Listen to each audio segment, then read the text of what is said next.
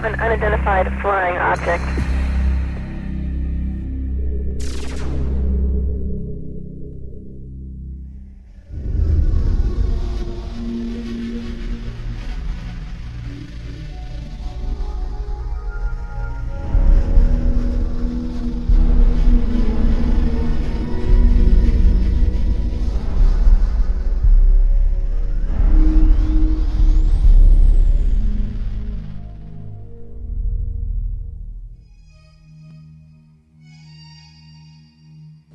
Good evening, my fellow Americans.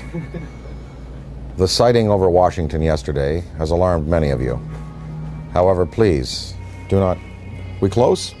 Yeah, we're close. 2001 was a real space odyssey for me. Instead of flying on a spaceship to the moon, Jupiter, or beyond the solar system, I met Dan Aykroyd for the first time to talk about UFOs. That's when I knew I had to sit him down in front of a camera and just let him talk about the truth. Because if I didn't, no one would believe we had this amazing conversation. And one time I had this long conversation with Dan Aykroyd about UFOs, and I thought it was like Einstein was hiding inside of a comic genius, just so that if he told us the real truth, you wouldn't have to believe it. If Einstein had told us UFOs were real, would we have believed him? He never spoke about it. But Dan Aykroyd speaks about UFOs as if he were a full professor on the subject. So Dan, how did you get started in UFOs? What sparked your interest? What was the first thing that you can remember that happened to you that made you, ponder the question? Well, I was born in July 1952. And I guess about maybe when I was 8 years old, I found a magazine, a Life magazine, with a picture of the UFOs from that sighting on the cover, with a big inquiry. What are these UFOs? And so that kind of started it as a kid, and I asked my parents about it, and they actually couldn't tell me what they were because they didn't know. They knew there was some mystery there. Then I saw The Day the Earth Stood Still as a kid, and that was a film that directly related to maybe some of the motives for visitations from other planets. And it certainly seems accurate today if you look at the way mankind in the last 100 years has basically started to turn this planet into a cinder. 3-4 holes in the ozone layer because of industrial production around the world, nuclear testing, wars. I'm just sure, just in theory, if there were another species in the universe monitoring us or near us, they would be very interested in what we're doing to this planet, to this planet's atmosphere, and to possibly neighboring bodies. So there would be a concern there. And I think that in terms of the extraterrestrial machines that are coming and going, that may be a part of their motivation. We've just had a rash of sightings all over the planet, and we've got Iran and Turkey and Mexico. I mean, it seems like we're being invaded by UFOs. Let's talk first just about what's actually happening out there. Well, recently, the most dynamic sighting that we've seen, because it's corroborated by an actual government, is the sighting that took place over Mexico recently, where drug surveillance twin-engine turboprop plane was at altitude, taking pictures of possible smuggling routes, and they photographed with their infrared cameras 11 unidentified objects. Some of them were in pairs and in threes, and of course, these were objects that couldn't be seen by the naked eye, but were visible on the infrared cameras. Well, the United States Air Force, after the news appeared in America, and it was covered on CNN and Fox. The footage was shown on Fox. It was shown on CNN, and in the Valley Daily News on the front page had a big headline, UFOs with a question mark, and it had pictures from that sighting. And of course, the United States Air Force had to respond, and they said it was swamp gas. So I don't know whether swamp gas is not visible to the naked eye and visible on infrared, whether it comes in multiple balls, whether swamp gas is capable of doing a complete circuit around an aircraft and then taking off at high speed and right angles into the sky. If it is, then maybe it was swamp gas. But somehow this seems to be a legitimate one, because the Mexican government decided we want to release this to the world. And this follows on the heels of the Belgian general who revealed some F-15 footage years ago of his Air Force planes chasing objects that were exceeding them in speed by twice again what his planes were going at. The French government, over the last couple of years, has released a comprehensive study on the UFOs. The Soviets have been, since the 1950s, engaged in numerous studies about landings, abductions, and the sightings. So we do have legitimate government inquiry going on. And in fact, as anyone in the field knows, the United States government for years has been covering this issue because they were compelled to cover it, because of Ken Arnold's sighting, because of the sighting over Washington in July '52, just after I was born, the famous shot of the V-shaped lights over the Capitol and over the Coast Guard station. So the government initiated originally, I believe it was, there were Project Sign, Project Grudge, the Condon Report, Project Blue Book, and then they engaged J. Allen Hynek. So, the French, Belgian, Mexican, Iranian, and Turkish governments are not the only ones who address this issue. Our good old USA government has, in fact, seen the necessity to put people's fears or concerns at rest. And as anybody in the field knows, these studies went on, and these studies revealed that, most of the sightings could be explained through conventional means, as either hoaxes or weather climatic things, but many of the sightings were unexplained. And so therein is where lies the mystery in all of this.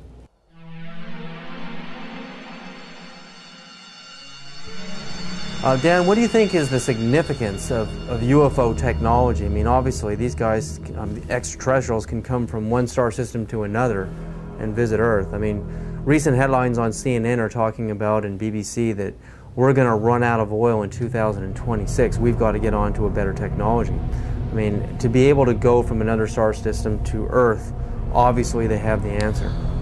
Well, the presence of these obviously intelligently controlled machines tells us that we are dealing with beings who have anywhere from 1,000 to 1 million to 10 million to 1 billion years advancement in technology on us. So you've got to figure that look what happened in the last 100 years. We have the Wright brothers at the turn of the century taking off in basically a fabric and wood aircraft. By 1969, we have lunar expeditions. In the year 2004, we have massive airplanes being built out of alloys and graphite, and this big ship that Airbus is building, the new Boeing plane. So in 100 years, from fabric and wood, we've come to, advanced metallurgy, fuel use, and propulsion in just 100 years. Imagine what a culture could accomplish in 1,000 years, or 10,000 years, or 1 million years, or 1 billion years. It's not inconceivable that you have intelligently manufactured and controlled machines that can not only traverse great distances in space by mastering gravity and the time-space continuum, but also the interdimensional travel that might be possible. Many theories now purport that there were not only 4 dimensions at the creation of the entire multiverse 14 billion years ago at the time of the Big Bang. There were 11, maybe as many as 21 dimensions. So some of these beings may be coming from an extra dimensional place. I mean, and what it says is that these technologies have been harnessed, and that it's possible to use other fuels that don't rely just on simple combustion. And there are many theories. I mean, some theories are that the military already knows about these forms of propulsion and lighter than air vehicles or metals that can be vibrated to a certain point where they become they become light waves, photons. But they're not telling us. They're not going to reveal that, obviously, to us, and we just have to keep the search going. So I think that it's incumbent on us as a race on this planet to begin to find alternatives to the fossil fuels, but we're just not doing it fast enough. It's probably been the greatest and most successful cover-up in the history of the world. UFOs are as real as the airplanes that fly over your head. That is my unequivocal conclusion. Oh my God.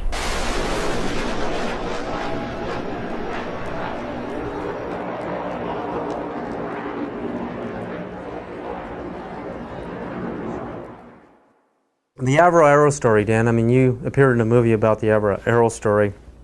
Canada broke the sound barrier. Diefenbaker dismantles the whole aerospace program in Canada, and all the engineers are hired by NASA and Boeing down here, and we finally break the sound barrier. But in Canada today, we have another scientist, Canadian scientist John Hutchison, is using wave induction, using Van de Graaff and Tesla coils and radio.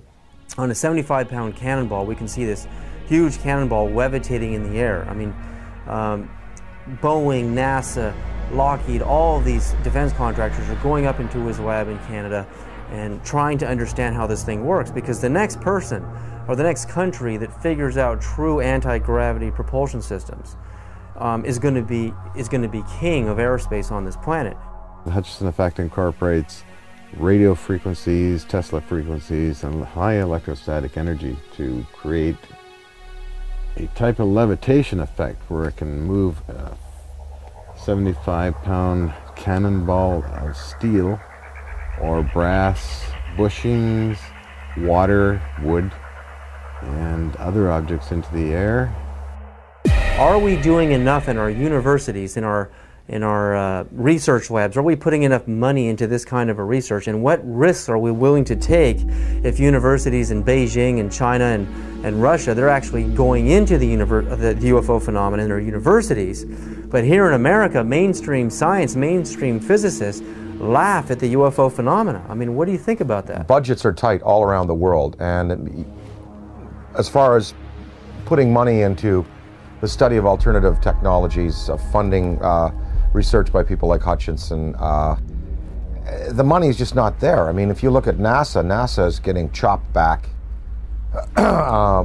because the funds that are flowing through government now are focused on the war in Iraq and other things. So we don't even have the money to keep up conventional space exploration, development of metallurgy, fuels, ion drive systems. So I don't see any government in the next 10, 20, 30, 40, 50 years really putting the money into the kind of research that's needed to develop these alternative systems and to perhaps study what is driving these intelligent machines from somewhere else.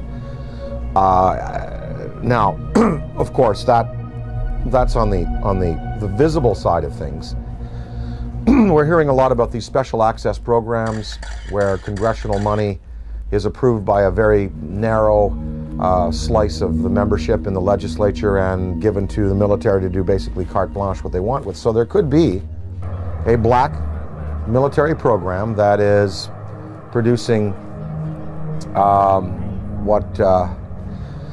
what people are referring to now as the big black deltas, which are these huge black triangles that are being seen all around the world, the big black rectangles, which are also being seen all around the world. So maybe they look a little like this. The F-117, they look a little like the B-2 bomber. Maybe these are special access programs that have been applied to alternative technology and energy and are really practically at work today. But I don't see them revealing, the sources of these programs nor their applications right now. Okay, I worked in the U.S. space program for 36 years.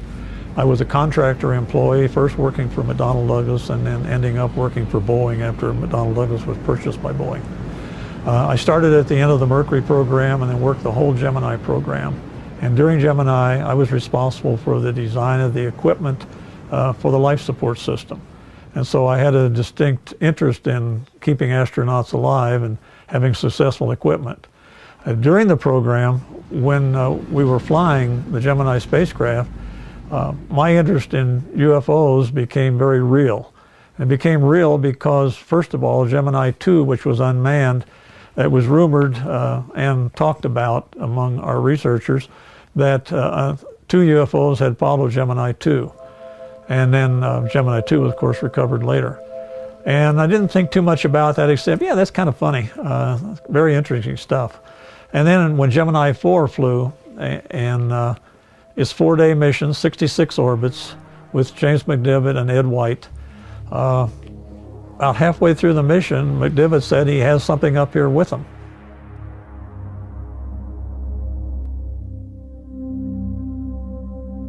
Astronaut Gordon Cooper is an American hero with a log of over 222 hours of manned spaceflight.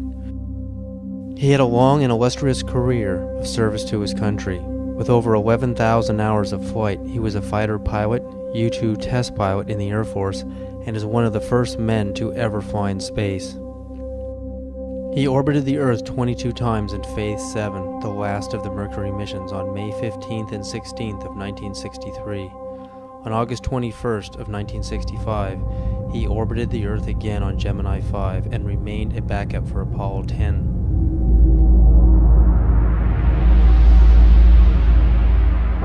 Well, I've had some occasions to know some of the people who were involved in Roswell at one stage or the other. I think there's been an awful lot of untruths put out on Roswell and an awful lot of conjecture. I think there have been some truths in it. I think definitely there was something other than a weather balloon there.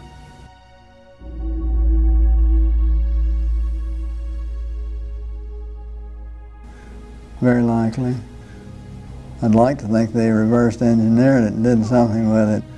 You know, did some benefit with it, which would be the logical thing to do, but I have no way of knowing whether they did or not. Within hours of the crash at Roswell, U.S. General Nathan Twining designated the visitors as enemy aliens.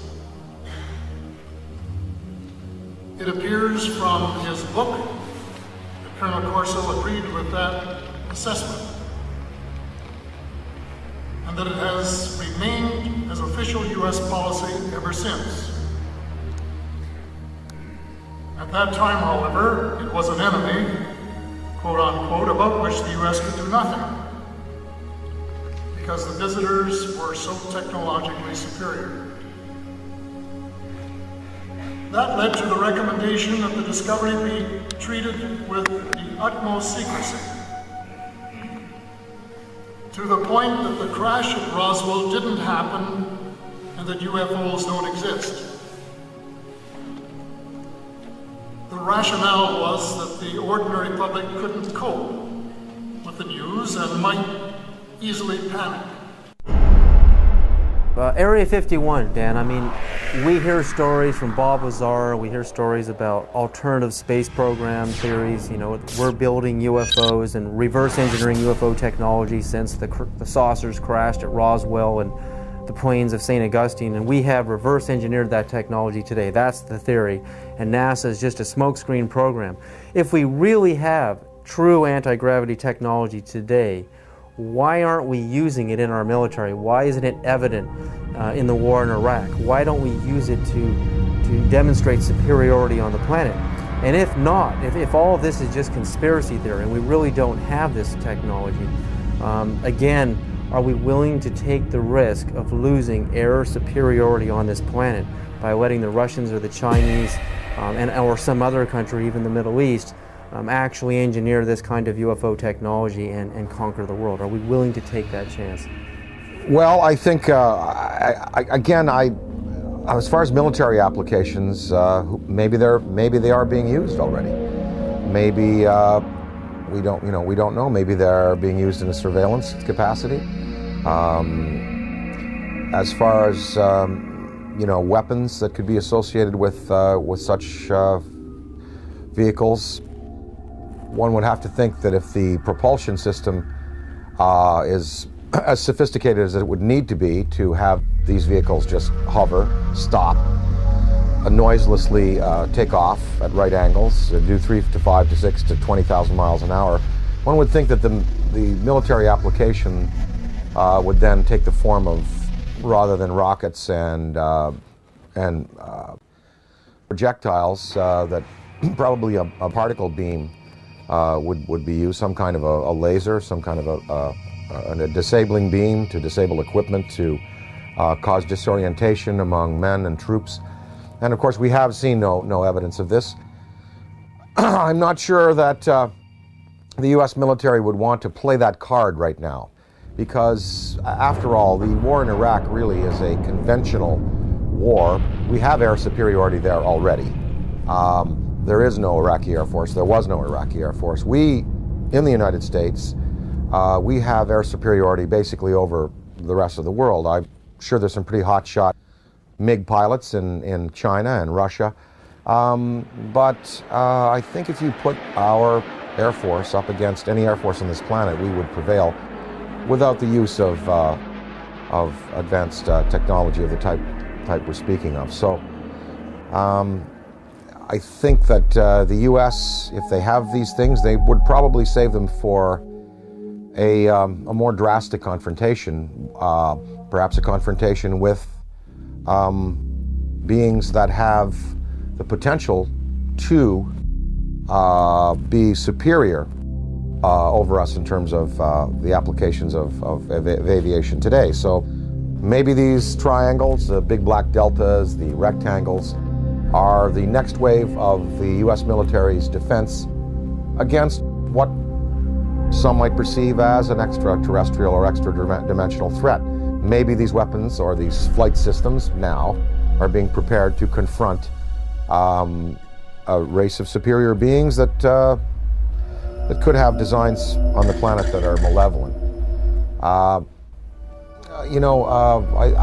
think it was Lord Hill Norton, or one of the British Air Force Defense Ministry staff who was assigned to study UFOs in the 50s. After he retired, he said that in his estimation there were 23 different species of being visiting the planet in numerous types of vessels. We know from the NASA UFO studies that you've done, and I think that theory,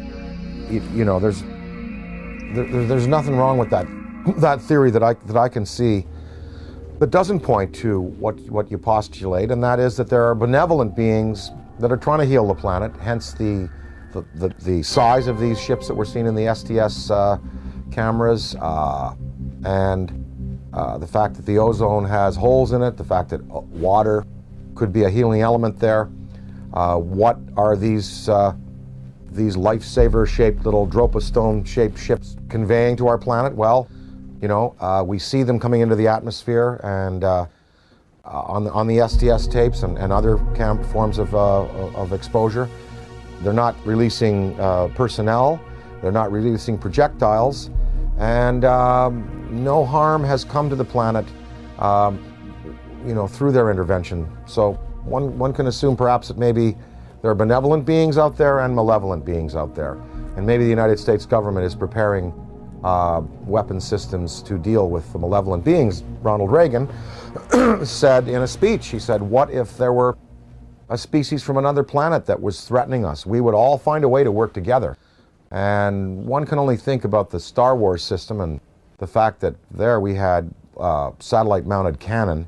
Well, they'd be good for shooting down rockets. They also might be good for shooting down other invasive vehicles that are coming into our atmosphere. Ronald Reagan himself spoke about a UFO sighting that he had when he was governor of California in the Beach King Air that they used to use. They were coming from Sacramento. His wife was with him, Sacramento to Los Angeles, and a saucer clocked the plane for a good 45 minutes. And Reagan spoke of it to a lot of people.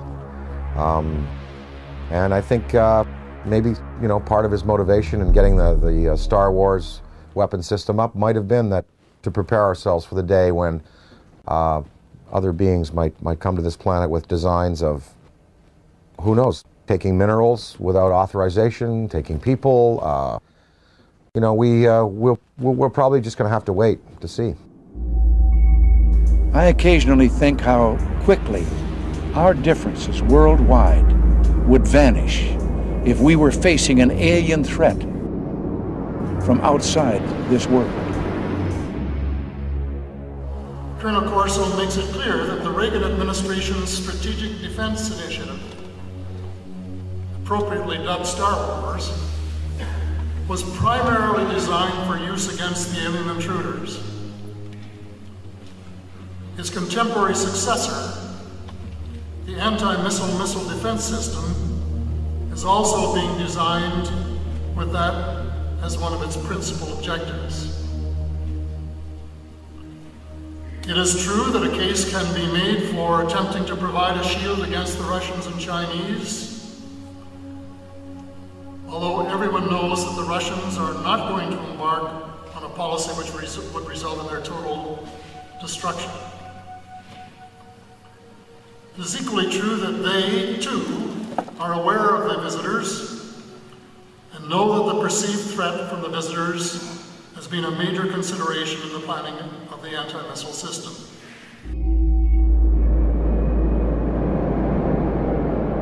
And the incident in question, as at least from my perspective, almost ignited a nuclear war, and that was 5 unidentified objects were picked up on radar coming in over the Pacific Northwest, Northern California, Southern Washington, Oregon area.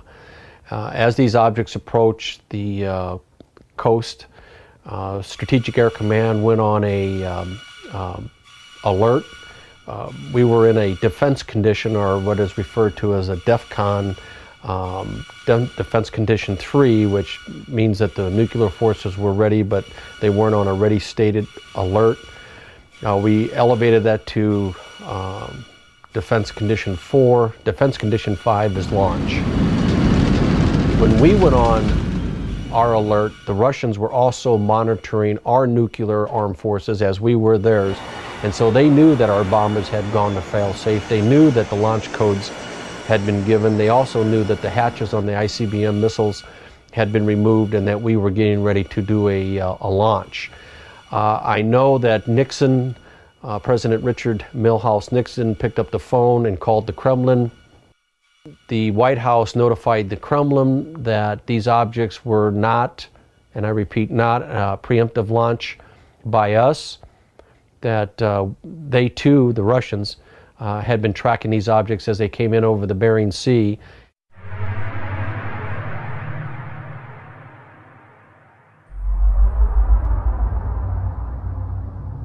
Probably moved 100 miles in a matter of a second or two. When we look at alien abduction, I mean, the idea of a human being being taken and having an implant inserted into their body, I often think of how biologists, how we tag whales. You know, we put a chip on a whale and we can track them via satellite, and also how, you know, we go into a frog's pond and we pull out the frog and we spread it out on the table. Remember in biology class we used to do this, and, you know, stick the little needles in his legs and cut him open. I mean, that's how we look at another life form in another world. So is it really a sign of violence and negativity that an extraterrestrial civilization is coming to Earth and doing the same to us, putting computer chip implants on us to track us, know where we are, study our species, do a little bit of biological experimentation? I mean, I know for us it's horrific. I mean, it's absolutely a violent thing for us as humans, but from their perspective, do you really think that they're being violent? Well, again, I have to go back to some of them might be here for good purposes, genuinely interested in perhaps helping mankind, and some are here for selfish purposes. Maybe these abductions, even though they're done in a objective but biological way, like we dissect frogs. Maybe they're doing it, you know, just for fun and for sport. I mean, I don't know. I think probably that that the fear could be justified in some senses. Anne Druffel has written this book about how to prevent being abducted. And we really think, even if benevolent species coming to this planet and taking a man and a woman and taking ova out of a woman and sperm out of a man, that's tremendously invasive and very traumatic for the human beings. So even if the motives are good, you know, these actions are as violent as anyone we're capable of on the planet. I think that a certain amount of fear is justified. If you look at Day the Earth Stood Still, you know, the first thing that happens is the army is assembled, and you know, guns are shot at these beings and at the ship.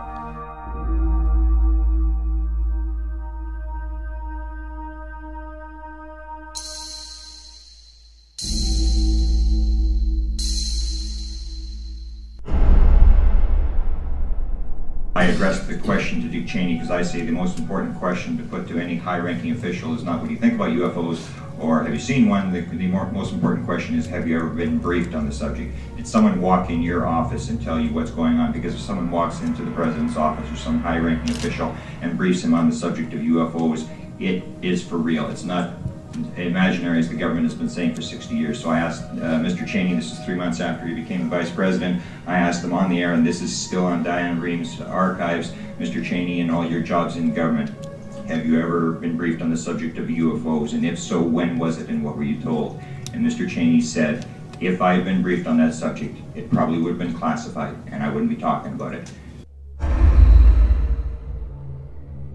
January 22nd, 1997, I noticed 3 amber orbs now at a distance far west on the horizon. And I'm thinking, wait a minute, even though they're in a line formation, they were amber, they were in a formation, they were hovering for minutes. And as I'm pointing like this, they reappear in the same spot. And I thought, I have to get a picture of this. And I ran upstairs, I grabbed my 35mm, get out onto the balcony. As I'm ready to shoot the 3 bottom orbs, suddenly 6 amber orbs in a row, totally equidistant from each other, massive span across, pop up. On March 13, 1997, over 10,000 Arizona residents witnessed the single most spectacular UFO sighting in the 20th century. Headlines surged the nation, and Arizona residents demanded answers from military and state officials. A mile-wide UFO was seen from as far north as Flagstaff, Arizona, and then the giant triangular UFO hovered above the great city of Phoenix, Arizona, where Dr. Lynn Kitai shot this amazing videotape.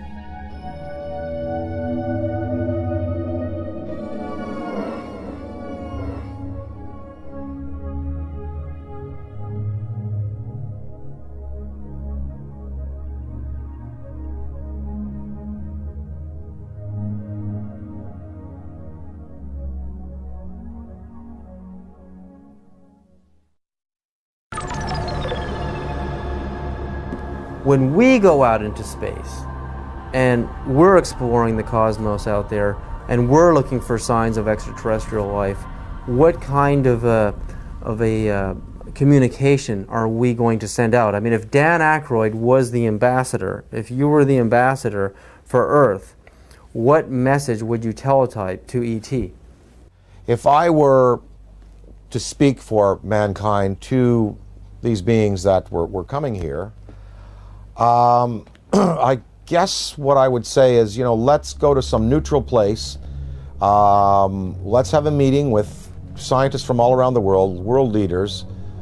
Let's sit down and basically have a sort of a forum with you, the extraterrestrial or extra-dimensional beings. Let's sit down and kind of get to know each other. And, you know, human instinct is pretty good, and I think you know, it would almost like be a sort of a G8 style kind of summit with world leaders, scientific leaders, and these beings, and you'd sit down with them, and you know, after about a week, or even a couple of days, or maybe a few hours, you would really sort of get a sense of what they're up to. But of course, you know, childhood's end, Arthur C. Clarke's great story. It looked like these beings were benevolent, even though they had a malevolent appearance.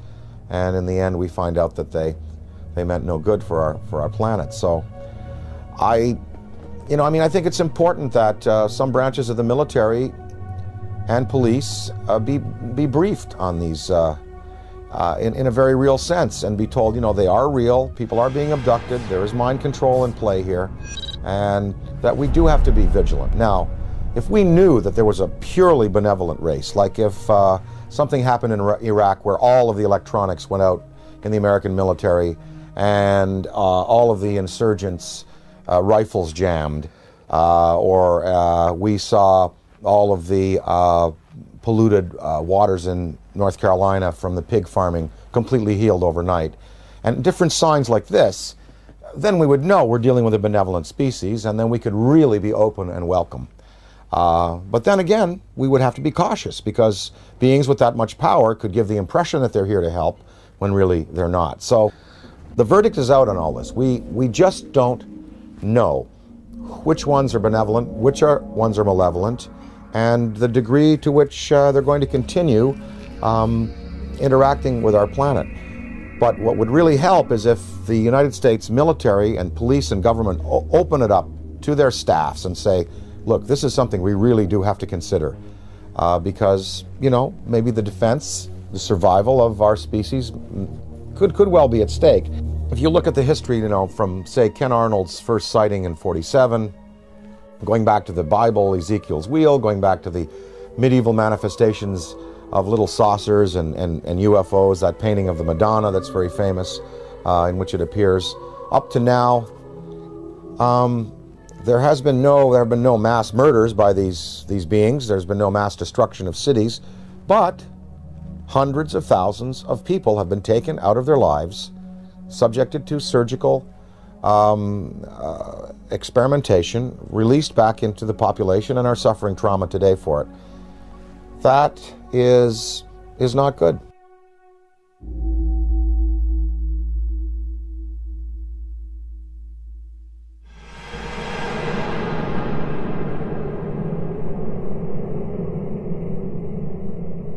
The idea, I mean, like in the movie Close Encounters of the Third Kind, the meeting on the dark side of the moon in Devil's Tower, Wyoming, I mean, it seems like the logical thing to do. I mean, we have a communication, a teletype message, we have a place, a location, and a time, and we isolate it from the public until we know it's safe. I mean, we check each other out. I mean, this seems like the most logical thing to do, you know, even rather than meeting on the White House lawn. I mean, this is the way we would like it to happen. But that doesn't seem to be the way it's really happening. I mean, these extraterrestrials don't seem to be so interested in doing things politically the way we do things on Earth. They're picking certain individuals to contact. They are zeroing in on those individuals. But now, I mean, there are so many sightings going on all over the planet. I mean, it's just amazing. I mean, Iran, Turkey, Mexico, Venice, California, Sonora, California, Texas, Death Valley. I mean, the reports are coming in every other day now.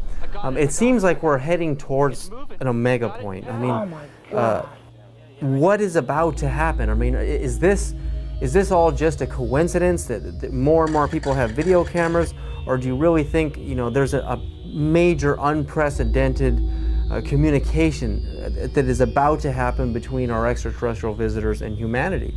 Or again, is it the video camera question? More camcorders? There are definitely more video cameras out there, and definitely more sightings, and definitely more credible witnesses.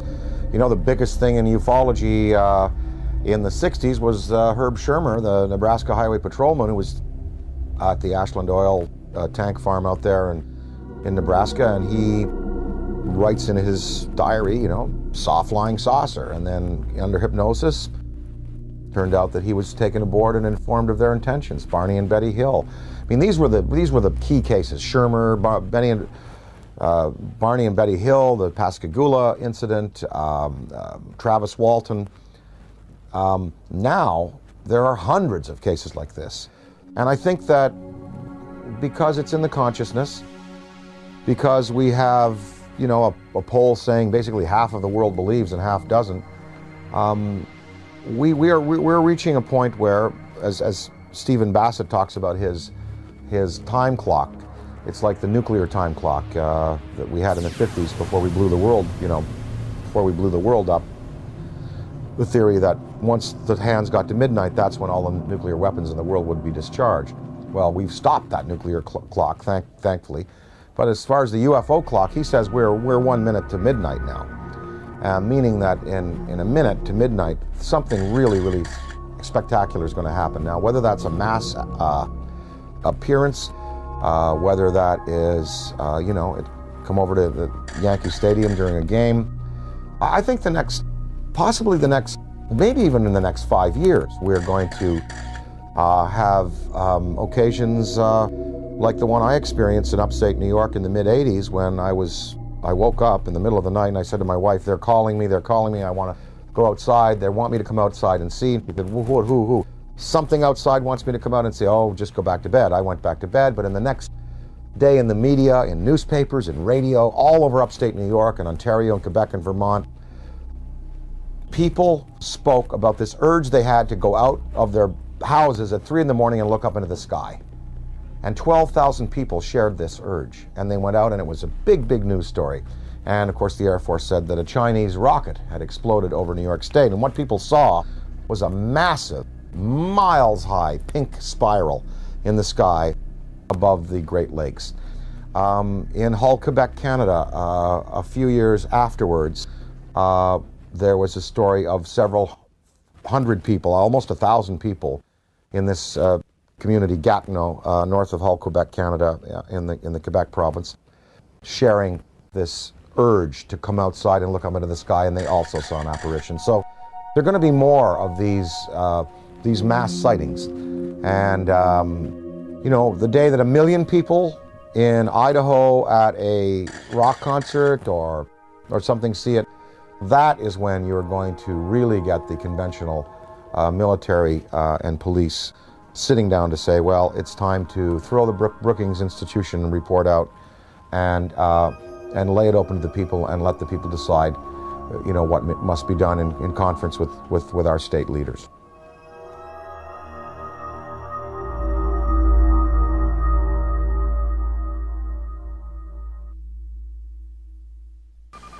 Looks like you got an object right in front of you, Mark. Can you look out there? I'm not sure what you're talking about. Never mind.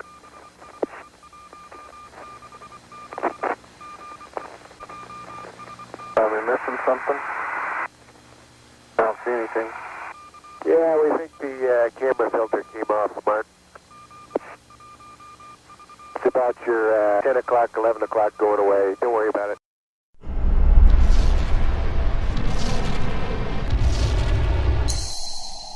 There have been so many celebrities, I mean, like people like David Bowie and John Denver, many people who have been interested in UFOs, but also in the idea of going into space. Would you train and go on the space shuttle yourself and conduct investigations into UFOs? And if you did that and you took an oath that stated that if you did discover something out there, that you would not share it with the American public. And if you knew you had captured on videotape actual UFOs from the space shuttle, would you break that oath and share the truth with the American public? Well, you know, first of all, I'm claustrophobic, so I doubt I'll go up into space. But if I were to go up into space, I would have to say, look, you know, what we see up there and what we find, you know, we're just gonna have to throw out that law. There's a law. According to NASA's Space Act, signed on July 29th, 1958, Section 102, Paragraph C, Subparagraph A, we read, information obtained or developed by the administrator in the performance of his functions under this act shall be available for public inspection, except information authorized or required by federal statute to be withheld and information classified to protect the national security. Would NASA consider contact with an extraterrestrial civilization a threat to national security? And if they did, would they classify it to protect the national security? So I would have to say, no, I couldn't agree to non-disclosure. I really couldn't if I saw something or photographed something. But I can see where other people, you know, wanting to do the best for their country, wanting to serve their country in a legitimate way would say, yes, I will not disclose. And this is based on the Brookings Institution report from the late 50s, which, you know, Congress commissioned, which said that if the existence of UFOs were revealed to the American populace would not be able to handle it. They would defy church authority, police authority, military authority, governmental authority. They wouldn't go to work. They would sort of cast aside the mayors and governors and presidents and go, we want to talk directly to these beings. We feel that these beings should, you know, have their case put to us directly by them themselves. I think the American populace today is ready to handle the concept that what we live in, the 4 dimensions of height, length, width, and time, is not all there is. There are more dimensional realities. There are advanced beings with machines that can skip from dimension to dimension, from galaxy to galaxy, using the Einstein-Rosen bridges, the wormholes. I think the American people, I think half of them know, and I think the other half, with the proper evidence, would be ready to accept it.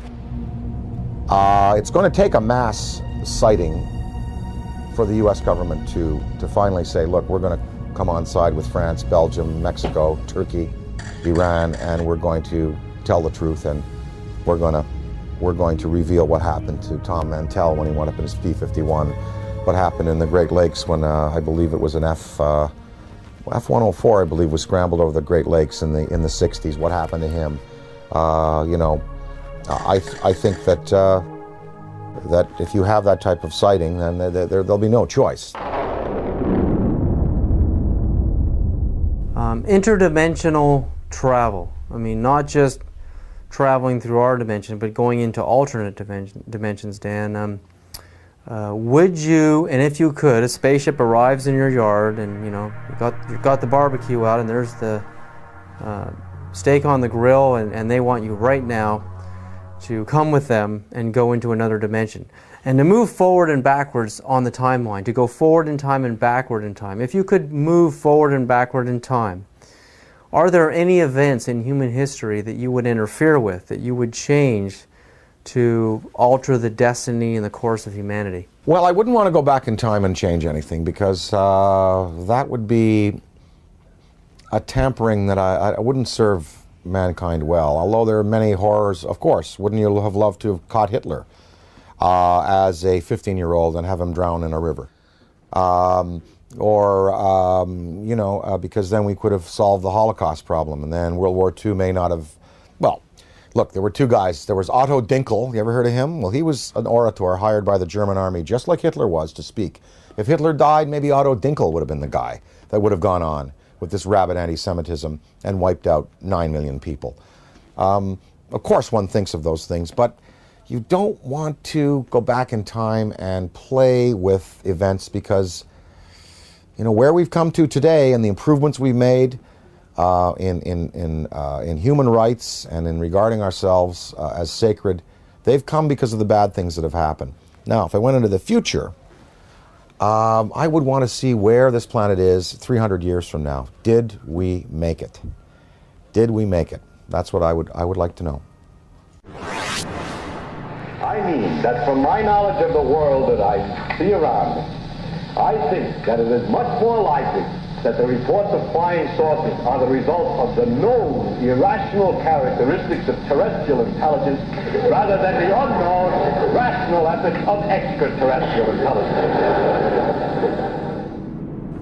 Interdimensionality, again, if you could move forward and backward in time and meet any personality, any public figure, celebrity, or politician, or mystical figure, is there anybody that you would like to sit down with? If you could have lunch with them, or just sit down and talk to them and have a discussion, forward and backward in time? Oh, I'd love to spend an afternoon with Richard Feynman. Would love to sit down with Heisenberg, and of course, you know, Einstein, Niels Bohr, Max Planck, You know, I'd love to sit with the, you know, the particulate, you know, the quantum physics guys, because there really is the root of understanding how and why the world is the way it is, and the joy of these studies in antimatter that are occurring.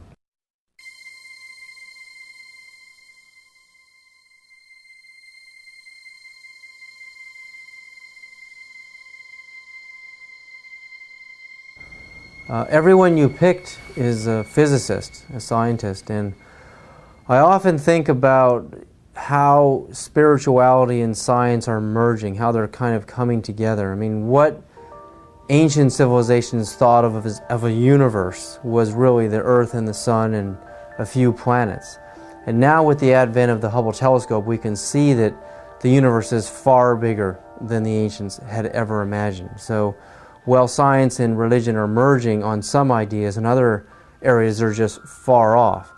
But to make matters even more complicated, the idea of parallel dimensions or parallel universes, I mean, it's just getting so vast out there. How do you map a multiverse? You know, I've talked to some guys, they say that fifth dimension, sixth dimension, could be right here by my ear and could be a millimeter wide and a millimeter across. You don't, you know, because you're talking about, you know, dimensions that defy any kind of dimensional understanding. And, you know, there was I forget his name, he died recently, in the last 2 years, but he proposed that there are parallel realities just because of the way we go through time. Like, here we are in this interview right now. Well, what I said and what you said and what we all did 2 minutes ago still exists somewhere. Because we just did it. It's there. It's like a wake we've left. And if you had a time vehicle, you could go back to 2 minutes before and stop and see what we're doing 2 minutes before. You go back to your high school days. You go back to your days as an infant. And those realities are still existing alongside what we're progressing through. You know, it's all a beautiful, beautiful mystery.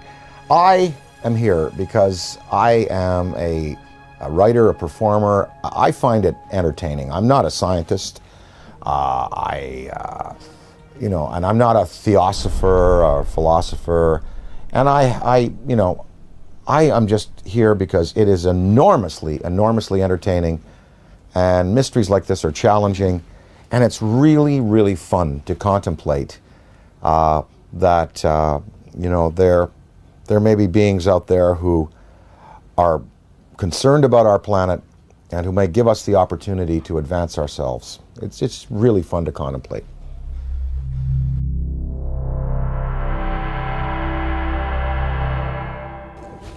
All the physics that we know on this planet, quantum physics and conventional physics and metallurgy and you know, all of it, it can really encompass a theory of how these ships move. I mean, you've done it yourself, David, proposing, you know, that if you can convert, you know, a mass to a state of, you know, of photonic energy, then there is no mass anymore, and you're looking at pure light. You're looking at anti-gravity. You're looking at something that can be, you know, harnessed in waves. Well, what is the fuel? Well, people, you know, Bob Lazar talked about, you know, this element 115 that was put into these generators to boil mercury and to be used as gravity tractors.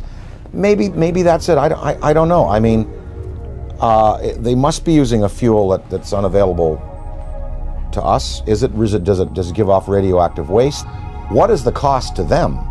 For instance, the Venice UFO that you recently showed me, and I covet that tape. That's amazing.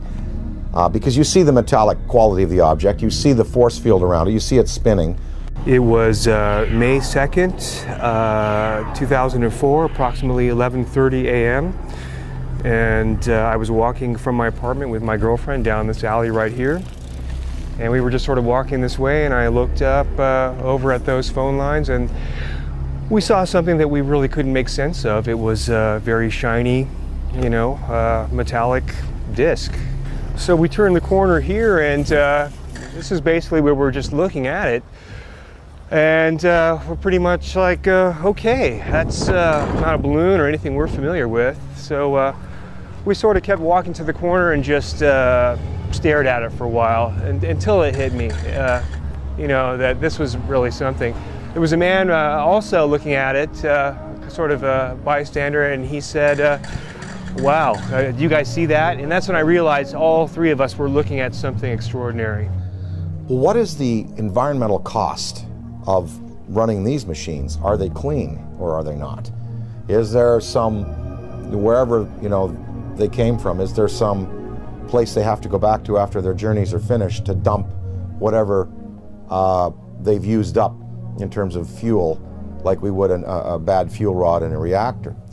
That is a question I'd like to know. I'd like to ask is, you know, are you a clean burning vessel, or is there some cost that you pay like we paid for atomic energy? When we consider that it may be possible to take mass and reduce it down to zero, make it as light as a photon, we can start to approach this whole light speed phenomena from a whole new direction. I mean, we're going to be able to do this. This is the only logical answer. There are no fissile nuclear materials in the universe as we know it to produce the kind of energies in a steady stream that you need to get mass up to that speed. There are no fissile nuclear fuels that can produce 1 trillion electron volts all day long. And wormholes are even more exotic. The idea of, you know, bending and folding two spaces of space-time together and creating a shortcut wormhole to vector in between those 2 points, according to Kip Thorne, who wrote Black Holes and Time Warps, that the energy required for a wormhole is 100 million suns, the negative energy they put out for an entire year. There are 100 million suns in our galaxy alone. That means all of the negative solar energy coming from our suns in this whole galaxy, the total energy for a whole year is required to create a wormhole. Where has any extraterrestrial civilization or our civilization going to get access to levels of energy that high? It's never going to happen. That's why I've reversed the table here. I said, you know, you have to ultimately get frustrated with the idea of increasing energy en masse. You have to just, it's like banging your head against the wall and trying to cram it through the wall. You will never be able to do it this way. So the new way, as I propose, is to make this all possible. And when you consider UFOs coming in, stopping on a dime, and then accelerating and turning out into space, any Air Force pilot can tell you that stopping on a dime, the G-forces are going to throw you right through the walls. Yeah, you'll be crushed. And then sudden acceleration is going to do the same thing. It's going to destroy the body of the pilot. So this new approach and this new idea, I mean, this is just the inception, it's just the beginning, but I think this is really the only avenue that we can look down right now and the only way we can see solving this problem.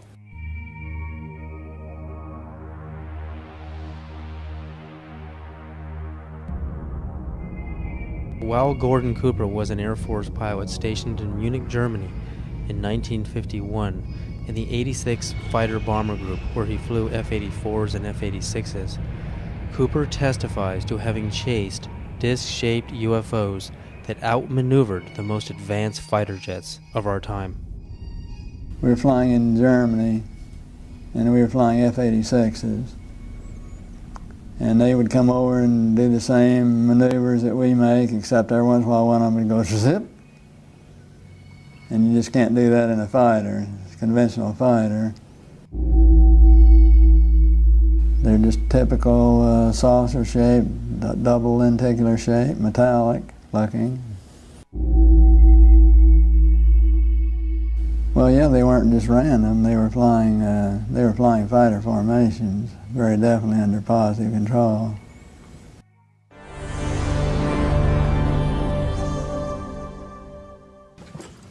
I'm here to announce that the second annual Exopolitics Expo, X-Conference 2005, was concluded on Sunday, April 24th.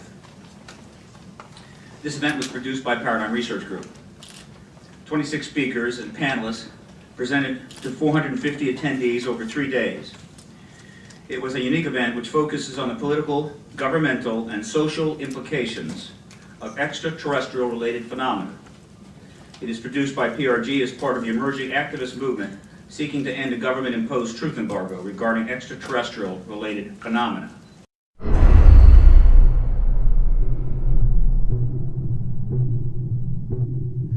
Do you believe, and describe, do you believe that your show was shut down for national security reasons? And tell us a little bit about what happened with the show out there. Well, what happened, we sold the show to Sci-Fi Channel, and it was called Out There, and I basically interviewed all of the people that I admired in various fields of study, like Colin Andrews from the Crop Circle movement, Linda Moulton Howe, the expert on cattle mutilations, John Mack.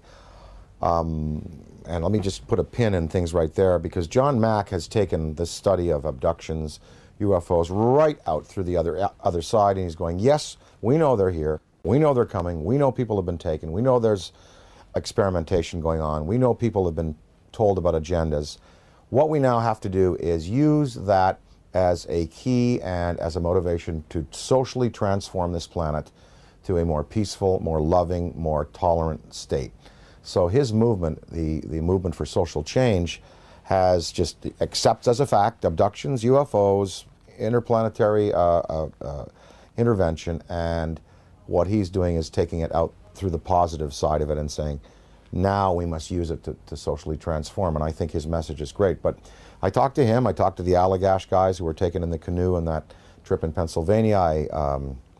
The last show we did, I had both Bassett, who has the UFO time clock, and then Greer. Both Bassett and Greer were there. They were my two guests for the day.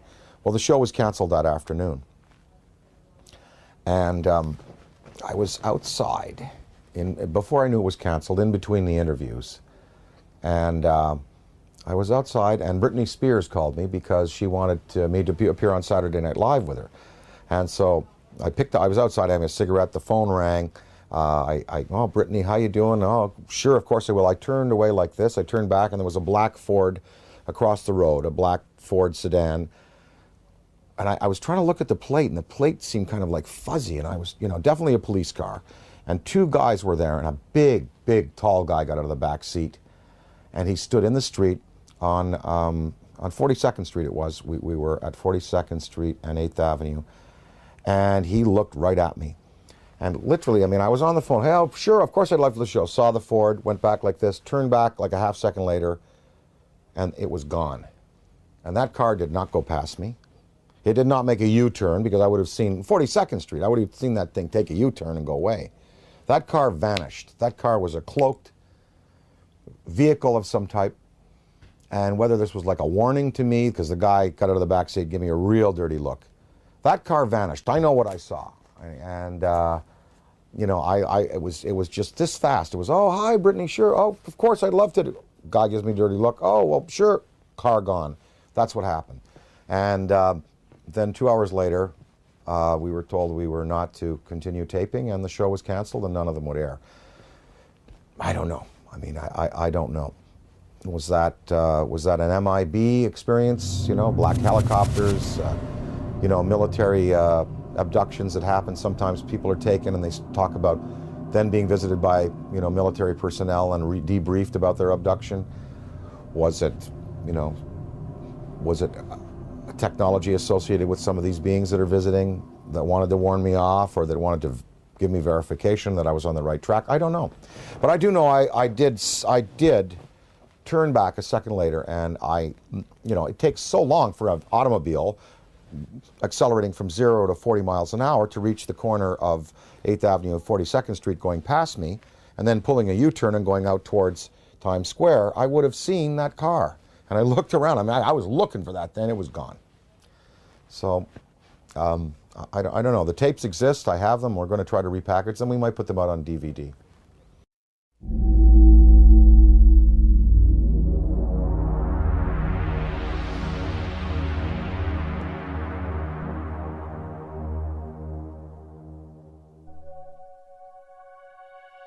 I was having some cameramen film the installation of a of a precision landing facility we were putting in right on the edge of the dry lake.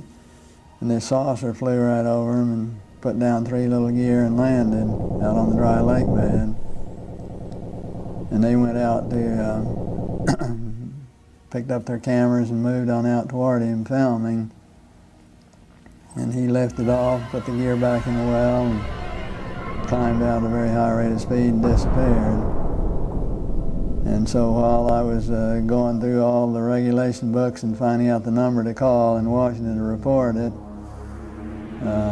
I had them go over and develop the film.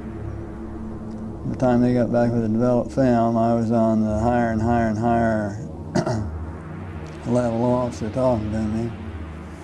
Finally with the colonel telling me to, you know, when the film arrived at my desk, to put it in a carrier pouch. There would be a courier there at my office by that time already, and they'd arranged for him to fly in our base airplane back to Washington with these films, and do not run prints, etc., etc., etc. We didn't have a chance to run it. I had a chance to hold it up to the window and look at it. It was certainly a good film. Well, by this time I was involved in the research and development and doing very classified programs myself, you know, at the test center. So I knew that we didn't have any vehicles of that kind, and I was 99 9/10% sure that the Russians didn't have any of that type either. So it certainly, was, at that point in time, there was no doubt in my mind that this vehicle was made at some other place than here on Earth. And yeah, well, Buck Rogers and Flash Gordon coming true. Dude, I got it, man. Probably moved 100 miles in a matter of a second or two.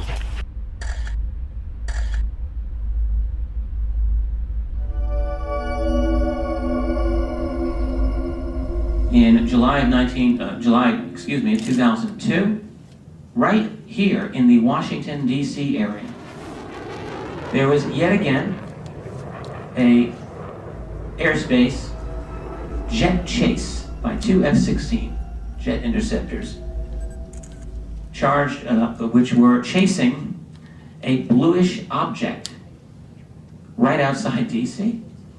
In fact, we have one of the key eyewitnesses here in this room today. This received some play in the Washington Post and a little bit of mainstream media, then of course fell into the black hole of the media, never to be discussed again. What were these objects that were able to outperform F-16 interceptors in a post-9/11 America? What is going on? And what are the consequences, or the potential consequences, in the event that we should shoot down a few of them? A related question that I have been asking myself is, to what extent are they really an enemy? What crimes have they committed against humanity? They have certainly upset the military by flying over their most secret installations, by shadowing their planes, and by buzzing their astronauts.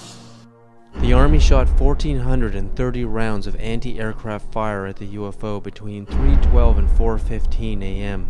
Army Chief of Staff General George C. Marshall wrote a top-secret memo to President Franklin D. Roosevelt that the U.S. Navy recovered an unidentified craft off the coast of California. The retrieved craft was in fact not earthly and in all probability of interplanetary origin.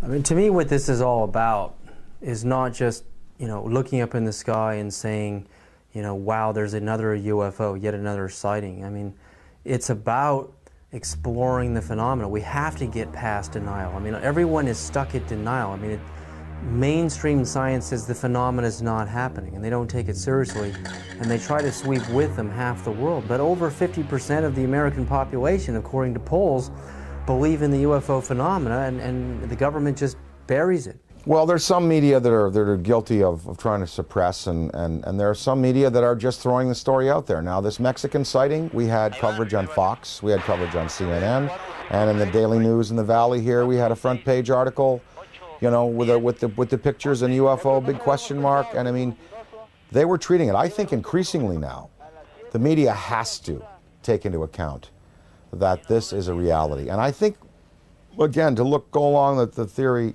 and the feeling that John Mack has, we you know, let's get past the debate whether they're here or not. Let's start to analyze who they are, how many of them are there, what kind of systems they're using, what their intentions are to us here on their planet, and can we utilize this knowledge to better ourselves as a species.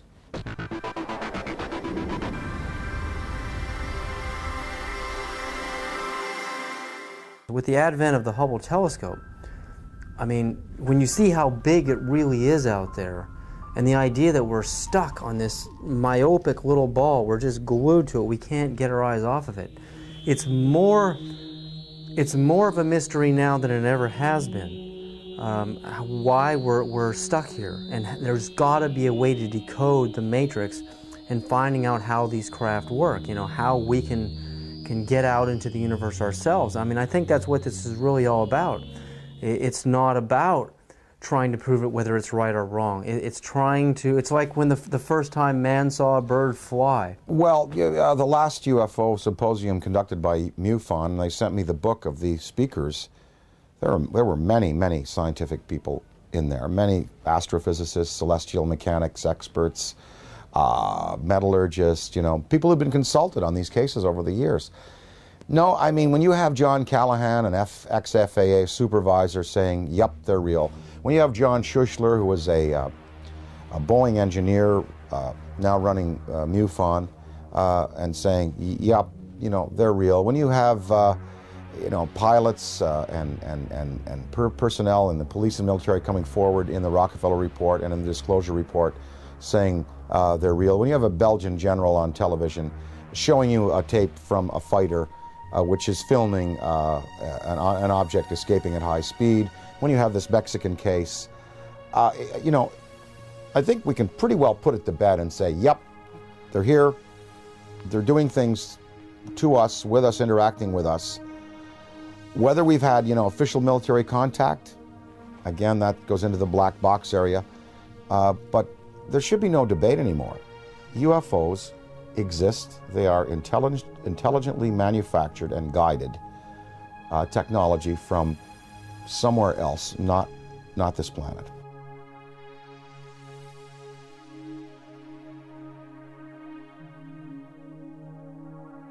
While human beings can only see from red to violet wavelengths of light, the infrared and ultraviolet spectrums are invisible to humans. I quickly learned that NASA uses special video cameras that are capable of seeing into these invisible spectra. The tether has broken and is going away from us. Get it on the TV, Claude. Please get it on the TV. After the 12-mile-long tether snaps, several days later on an orbital pass, the cameras find something that should not be there. In the NASA STS-75 tether incident of March 1996, we find NASA using ultraviolet light-sensitive video cameras. This is where some of the largest UFOs ever caught on videotape have been captured. Huge dish-shaped luminous UFOs swarm the tether. We know the tether is 77 to 100 miles away from the cameras on the shuttle. The UFOs pass behind the 12-mile-long tether, so we can therefore use the 12-mile length of the tether to measure their minimum diameters. Some measure between 1 and 3 miles wide, making them literally motherships.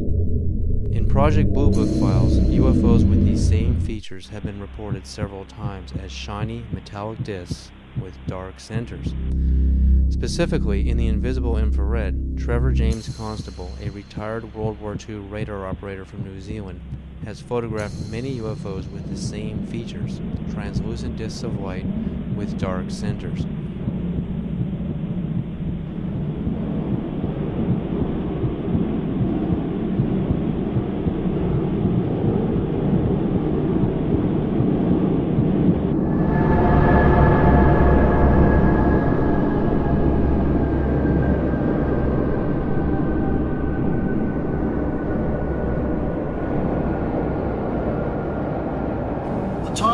come to lift the veil of secrecy and let the truth emerge so there can be a real and informed debate about one of the most important problems facing our planet today.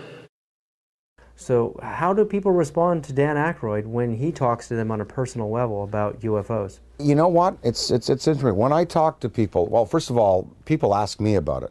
They come to me and they say, oh, well, you know, we saw an interview, we heard an interview, they heard the thing on Art Bell that we did. They come to me and ask me about it. So it's not like I have to go out there and crusade and say, hey, did you hear about the latest Mexican case? They've seen CNN, they've seen Fox, they've seen the Daily News. They come to me and ask me about it, and I basically lay out, you know, my thoughts on it. I'd say half the people that I speak to about this have either seen themselves, heard about it from a credible witness, or are willing to accept. The other half, totally not. Harold Ramis, my good friend and collaborator, does not believe, will not accept until, you know, hard proof is presented to him in the form of, you know, something tangible. And what I've been able to do is just open people's minds a little bit and let them think about it. And of course, the greatest proof are the kinds of tapes that now exist, the kind of videos that exist. Usually, when I show some tape of some different things that have been exposed to me, well, it's pretty convincing. And then at that point, people have to go away and accept that, you know, that these things are a part of our reality. Well, what I'd like to, you know, what we'd all like to affect is some positive change in the world and try to help the tipping point where good tips to overflow evil in the world. I mean, you know, we know there's good and bad out there, yin yang, black, white, you know, there are you know, there's tremendous divisiveness in the planet, and you know, perhaps this study and this understanding of things that are greater than we have accomplished technologically will lead us to a spiritual awakening, one that helps us respect other beings out there in the universe and other dimensions, and also in our own 4 dimensions and here in the physical world that we live in. The sacredness of human life, the willingness to get along a little better, to relinquish materialism and territoriality in favor of a more comprehensive worldview, in which we unite and we all feel the energy within us as part of a universal light. Gotta thank you, Dan, so much for this interview. I'm very grateful. I really believe you're one of the greatest minds in our world at this time. Thank you so much.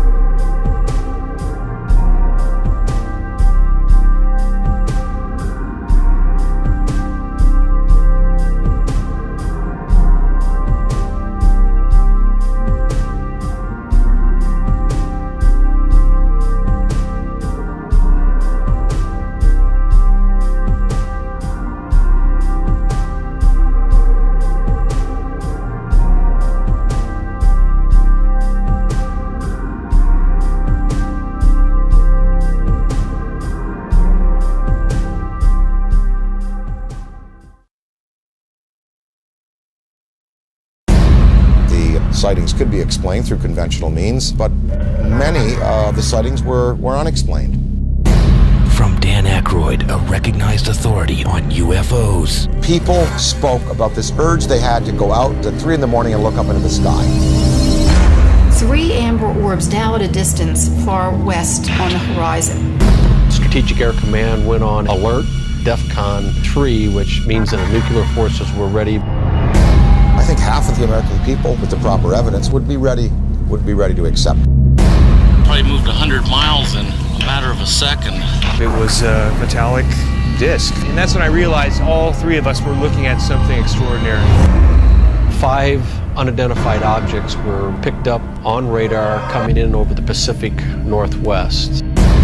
12,000 people shared these mass sightings. Looks like you got an object right in front of you, Mark. Can you look out there? There should be no debate anymore. UFOs exist. Challenging the misconceptions. They photographed 11 unidentified objects. Discovering the realities. They were hovering for minutes. Of what may be. Massive, miles high. The most important question. The incident almost ignited a nuclear war. Facing human civilization today. An authoritative inquiry into the UFO phenomenon. We are dealing with beings who have advanced technology on us. Probe the mind of Dan Aykroyd. Dan Aykroyd Unplugged on UFOs.